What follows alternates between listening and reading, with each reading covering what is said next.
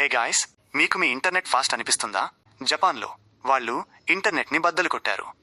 ఎలాగంటే ఇదిగో, జపాన్లో రీసెంట్గా 1.02 పెటాబిట్స్ పర్ సెకండ్ స్పీడ్ రికార్డ్ చేశారు. అది ఎంతంటే 10 లక్షల గిగాబిట్స్. ఒక్క సెకండ్లో నెట్ఫ్లిక్స్ లైబ్రరీ మొత్తం డౌన్లోడ్ చేయొచ్చు. మైండ్ బ్లోయింగ్ కదా. కానీ అసలు ప్రశ్న, జపాన్ ఎలా ఇంత ఫాస్ట్ అయింది? జపాన్ ఒక్క రాత్రిలో ఇలా అవలేదు. దీని వెనుక ఒక పెద్ద ప్లాన్ ఉంది. ప్రభుత్వం ఐఎస్పీల ఇంటర్నెట్ సర్వీస్ ప్రొవైడర్స్ మధ్య కాంపిటీషన్ని కావాలనే ప్రోత్సహించింది. దీంతో ధరల యుద్ధం, స్పీడ్ రేస్ స్టార్ట్ అయ్యాయి.